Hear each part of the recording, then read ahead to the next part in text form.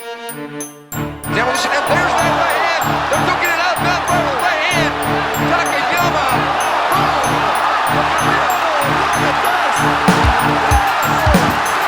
Green trunks for the southpaw, the notorious Conor McGregor. Black trunks for the champion, Jose Aldo Jr. Conor relaxed, smiling. Oh! Nate Diaz, you just shook up the world. How's that feel? Hey, I'm not surprised.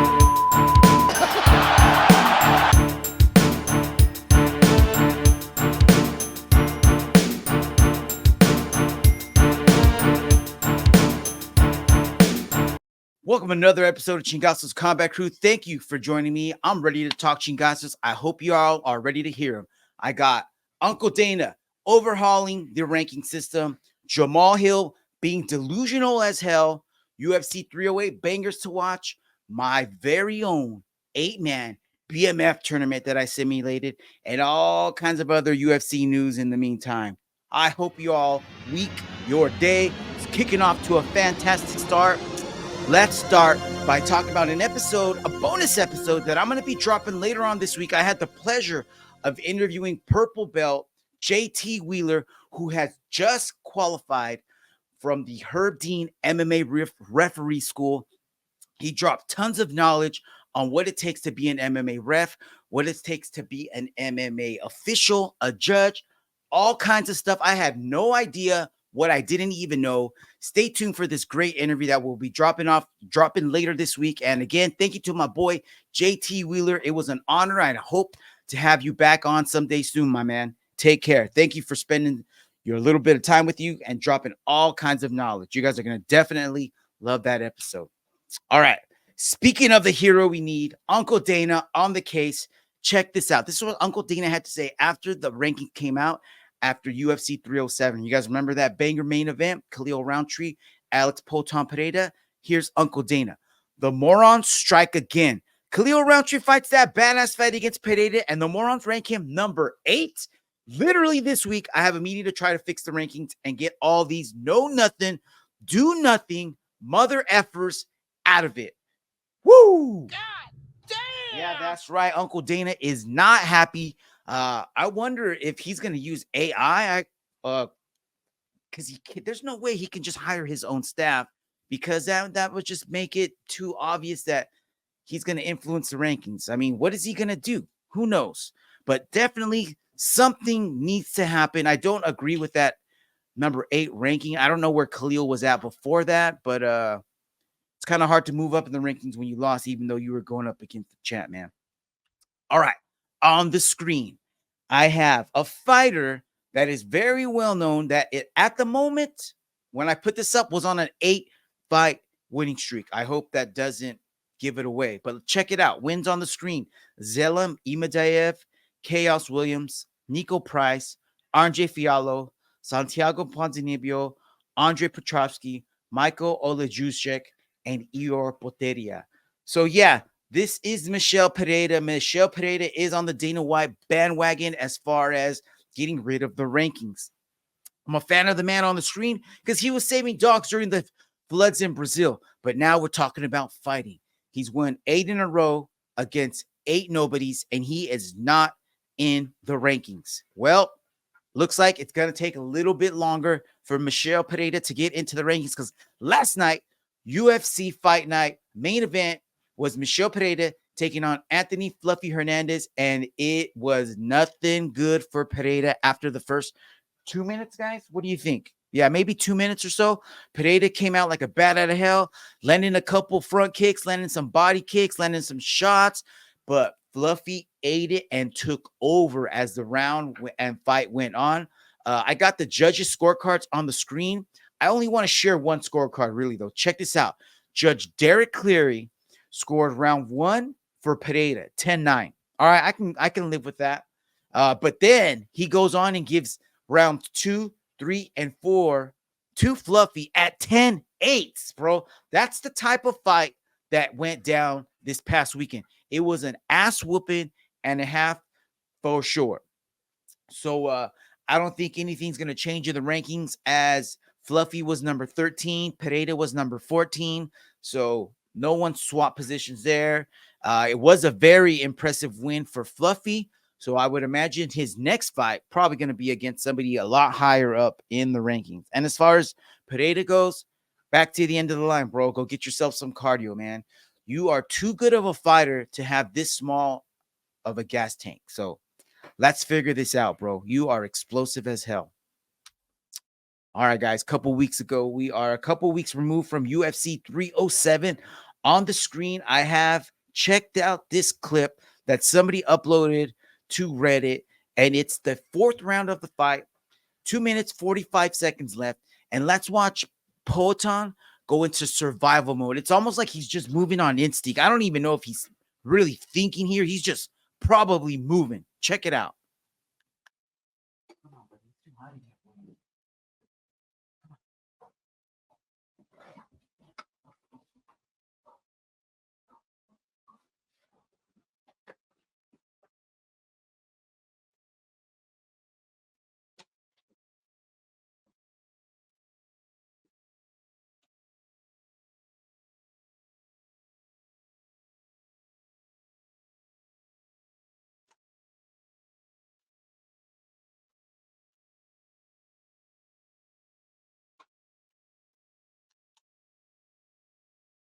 So yeah, as you can see, man, dude was just on autopilot, but autopilot for him is different than autopilot for the rest of us.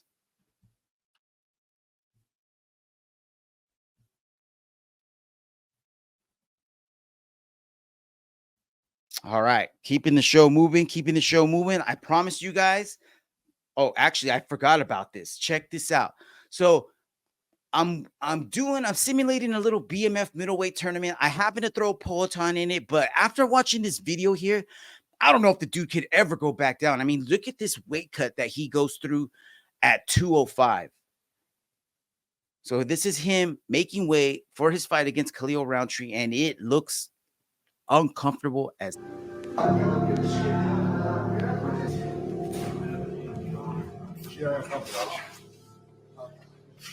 Look here, but man, look at Let's this. wake up. Today he was worried a little bit. The Struggle bus for sure. Relax, bro. And as soon as he starts sweating, now he's in the vibe. We did the same thing, you know. We shut a box. We move around for like 15, 20 minutes, and then he start doing his circuit between sauna and punches and knees. It's a process that we try with the different fighters. That doesn't work. Only Alex is be able to do the 3 rounds like he does it, and it's doing amazing.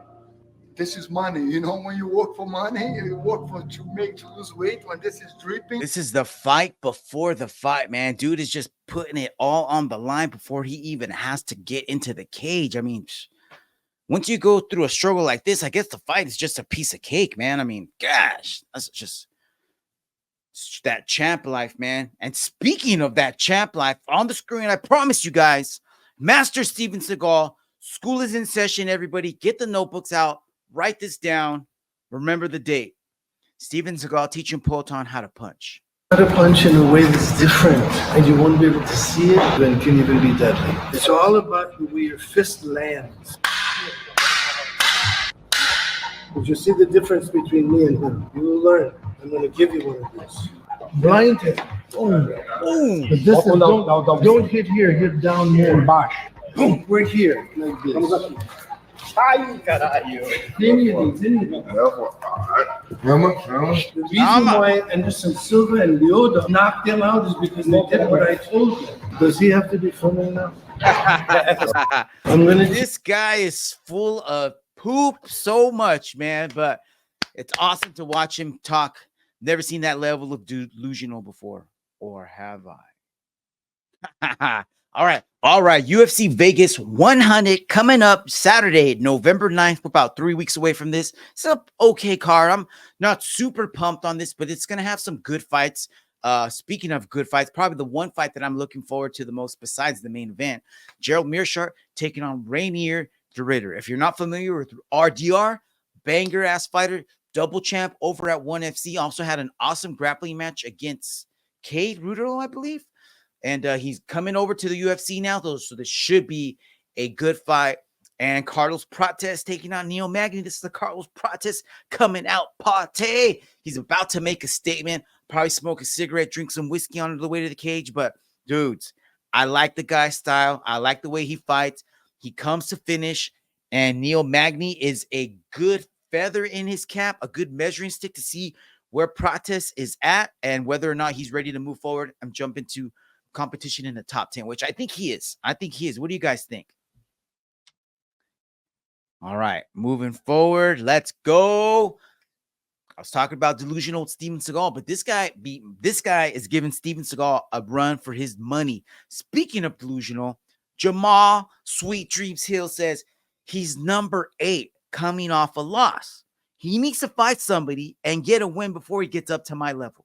That's Jamahal Sweet Dreams Hill referring to Khalil Roundtree. I guess he must have heard Khalil on a podcast say that he would love to fight Jamahal Hill. That would be a great fight for him next. According to Khalil, he needs to win something before he comes up and tries to get at him. So go somewhere with that, Khalil. What the fuck? Yep.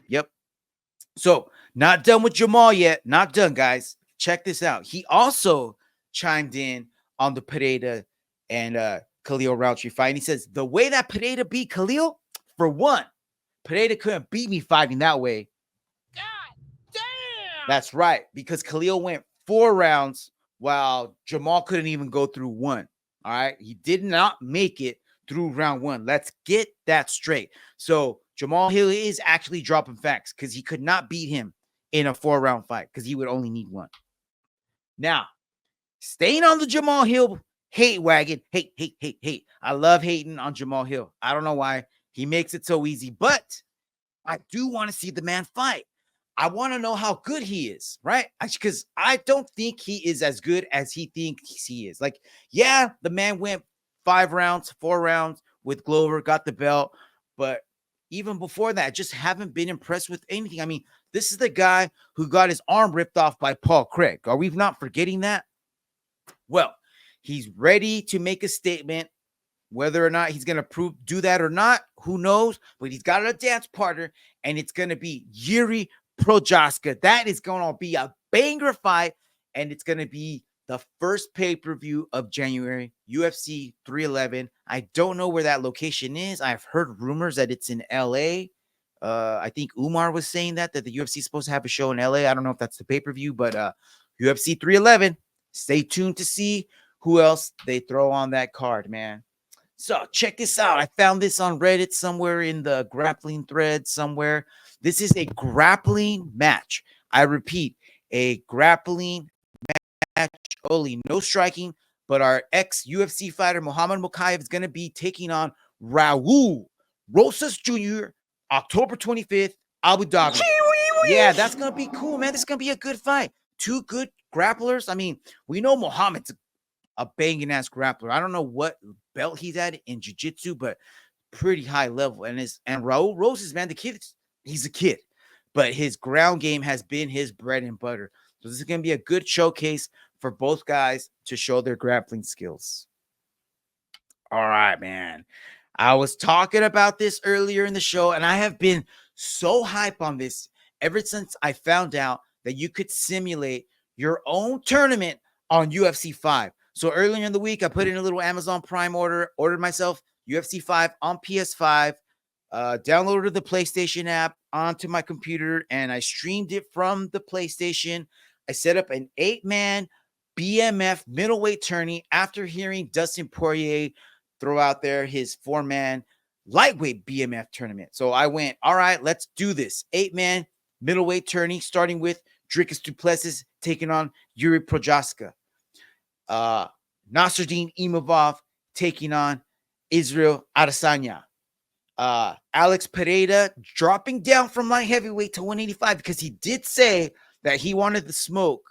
He wants to come after DDP, get that title. But after we watch that weight cut video, I don't know if that's possible.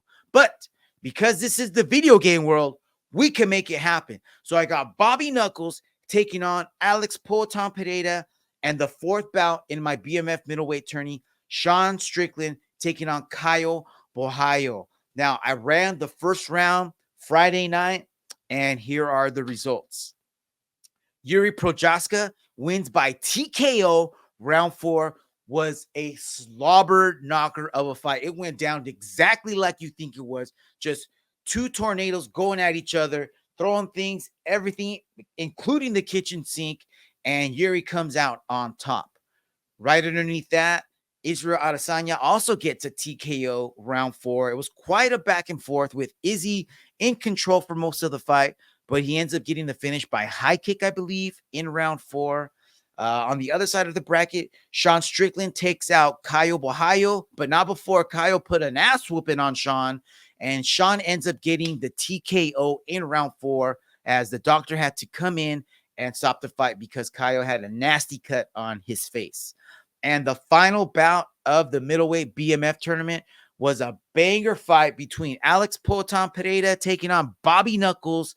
And this was a massacre, y'all. This was no bueno for Bobby Knuckles. Alex Pereira wins TKO round 3 easily wins that. So we're going to have round 2 later on this week. Semifinals, Yuri Prochaska taking on Israel Adesanya. And we have a rematch on the other side. Sean Strickland taking on Alex Poatan Pereira. So these are all 5-round fights. I'll be simulating the semis probably next Friday. I'll have those results on next week's show. All right. I got on the screen right now. If you're listening, head over to our YouTube page at Chingasso's Crew. But I got the last 3 pay-per-views of the year. UFC 308 going down this weekend coming up. UFC 309 going down November 16th, the day before Cousin Ant's birthday. And then UFC 310 going down on yours truly's birthday. Check him out on the screen. Starting with UFC 308, Magomed Sharapov taking on Andre Petrosyan. Magomed Ankalaev taking on Alexander Rakic. Leroy Murphy taking on Dan Ige. That has since been... They replaced Leroy Murphy. I'll get to that in just a bit. And then Bobby Knuckles taking on Khamzat Chimaev. And then the main event, Ilia Topuria, Max Holloway. UFC 309, you already know. Jon Jones taking on Stipe. Co-main event, Charlie Olives taking on Mikey Chandler. UFC 310, banging main event. Bilal Muhammad taking on Rakhmonov. Co-main event, Pantoja taking on Kaya Sakura. And then a fight that I'm really looking forward to, Movsar Evloev and Aljamain Sterling. I've got to say, if I got to rank these 3 cards, I mean, I would almost wish that I could have a fight from UFC 308, a couple from 309, and a couple from 310, and this would be an awesome card. I would take like Topuria Holloway, Bobby Knuckles, Khamzat, Charlie Olives, Michael Chandler, Bilal and Rakhmonov, Pantoja, Kai, Evloev, Sterling, Gane, Volkov. Dude, that would be a killer card. I mean, I think that's like 7 fights, but it's the end of the year, man. They should give us a fight like that. They should give us a card where we get everything we deserve and more. Man, we're paying $80 a month for pay-per-views, for crying out loud. All right, here's what I was talking about. Leroy Murphy, right? I think that's his name. Anyways, is it Darren Murphy? All right. Anyway, 3. Let's see.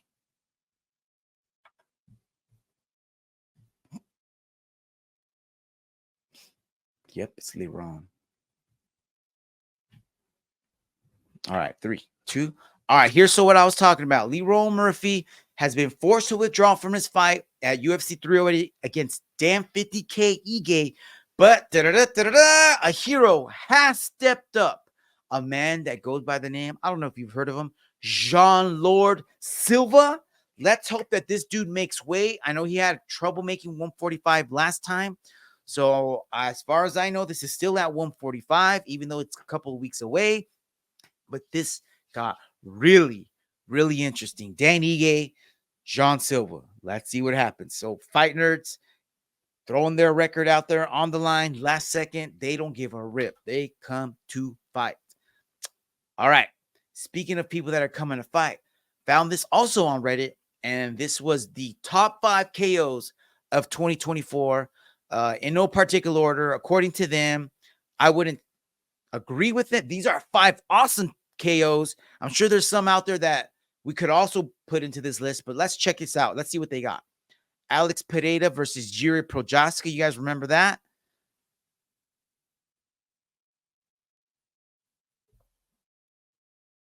That was the second fight. That was from UFC 300. Dustin the Diamond Poirier taking on Benoit Saint-Denis. You guys remember that? What a scrap, man. Dustin digging deep, but Dustin being Dustin. Number 3, who we got? Oh, Vinicius Oliveira with that flying knee. And then Ilia Topuria knocking out Alexander Volkanovski. I don't know if that's such an impressive KO as it is like who he knocked out. And then obviously he had to be number 1, right? Max Holloway knocking out Justin Gaethje in the middle of the cage, man. I mean, I wouldn't mind throwing Alex Pereira and Jamahal Hill up in there. What other knockouts would you guys put on this list? Let's extend this out to a top 10. Who would you throw up on there? Let's talk about this next week. All right, guys. Moving forward, I got tons of UFC announcements coming up. Looking at 2025 already, February, UFC going back down under. They're returning to Sydney, and so far, they've announced Marvin Vettori, Brendan Allen. I'm glad to see Vettori back in, as much as I hate to see him fight because it's kind of boring, but he is like a pretty good gatekeeper. Like, he's not like a gatekeeper to the top 10 as much as he is like, if you could beat him, you're more than welcome into the top 3, top 5, because he is actually super good. All right, man, keeping the train moving with announcements. Khabib announced that Islam's got to fight in January. They have not discussed the location. So, hey, could this be that LA card that we were talking about earlier? And could this be him taking on our man on the screen, Armando Sarukian? Let's keep it going. Stay tuned, folks. I'm sure we will be hearing more very, very soon. All right. Check this out. A man that we just talked about had one of the best KOs of 2024. Dustin Poirier says he had a meeting with the UFC earlier this week, and he plans on having 2 more fights before he calls it a career, with the last one being a show that he wants to do in Louisiana, his hometown, where he wants to lay the gloves down and call it a career. Oh, bro, you deserve it and more. Can't wait to see who you get to throw down with. All right, man. This throws a wrench in the plans. Nobody saw this curveball coming, including yours truly right here on the screen, or actually talking right now. But what am I talking about? Umar Nurmagomedov was all but set to take on Merab Dvalishvili. I thought that was a done deal. Hold your horses. Not so fast, my friends. Umar is now set to take on Song Yadong December 14th, UFC Fight Night. So what does that mean for Merab? Does that mean that Merab is going to take on Sean O'Malley? We already know Sean's recovering from surgery, so that could be a while. So will Merab just be sitting on the sidelines and wait to see who wins this fight? Because we probably already know it's already going to be Umar, but still got to play the game. That's why they do it, right? So we'll see what happens. Stay tuned to see if we hear anything about Merab anytime soon. All right, man. So we talked about Ilia Topuria a little while ago, Max Holloway. Check out what ex-bantamweight champ, ex-featherweight champ Alexander Volkanovski had to say. He says he'll do whatever it takes to fight in February, Sydney, UFC 312, which we just talked about. He says it'll either be for a title against Ilia Max for an interim title, or, it'll either be for the title against the winner of Ilia or Max, or it's going to be for the interim title against Diego Lopes. I'm assuming he's thinking that the winner between Max and Ilia would be too injured to fight in February, so they would announce an interim fight. That's kind of, I don't know. That's like a Hail Mary and a half for me. I don't think that was what's going to go down, but Volk, take an easier fight, bro. Clear the cobwebs. It hasn't even been a whole year since you got knocked out by Ilia. So, I don't know, man. What do you guys think about this? Is he delusional like Jamahal Hill level? Or is he just like, hey, this is that champ talk. This is that champion mindset where you know you're the baddest and you go out there and you prove it. I don't know, man. This sounds dangerous to me.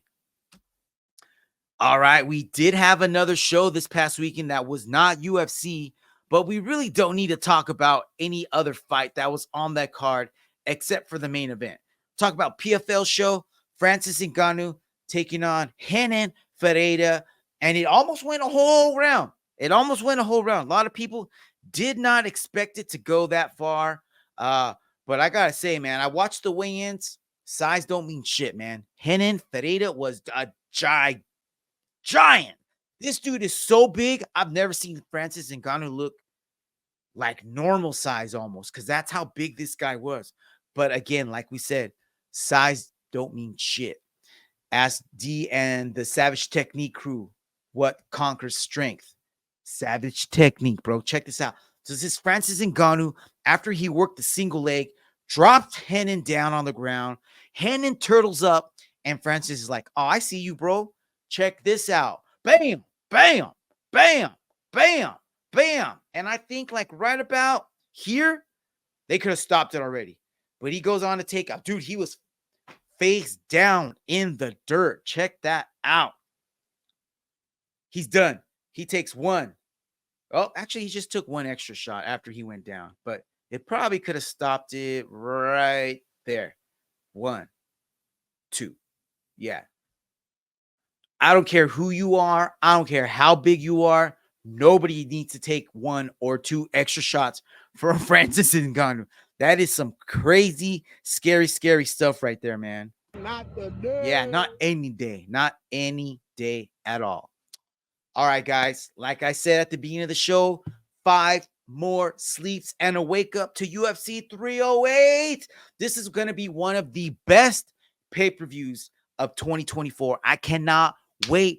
Of all these fights, which one are you most looking forward to? I got the main card on the screen. Ilia Topuria, Max Holloway, Robert Whittaker, Khamzat Chimaev, Magomed Ankalaev, Alexander Rakic, Jean Silva taking on Dan Ige, and they got Jeff Neal RDA on the main card, but I think they're bumping that down to the prelims, and they're putting Magomed Sharapov and Andre Petrosian, I believe, to open up the pay-per-view. But I'd rather see Jeff Neal and RDA, man, honestly. But this is going to be a banger card, and I cannot wait for the main event and co-main event. So stay tuned, Combat Crew. Who do you guys got in the main event? You think Max is going to be able to pull this out? Or is the young and upcoming bull, Ilia Topuria, going to be just too much for the former champ? I don't know, man. So many questions to ask. We will have to wait and see. All right, crew, that's all I got for us this week, man. Have a kick-ass week. Be good at work so that way we can watch the pay-per-view on Friday. Like I said, 5 more sleeps and a wake-up, y'all. Have a kick-ass week, my guys and crew, gals. Chingasso's crew out. Peace.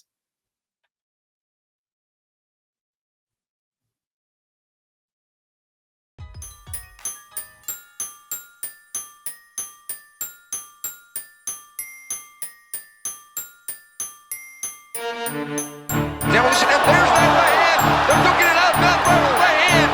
Takayama. Boom. Green trunks for the southpaw, the notorious Conor McGregor. Black trunks for the champion, Jose Aldo Jr. Conor relaxed, smiling. Oh! Nate Diaz, he just shook up the world. How's that feel? Hey, I'm not surprised.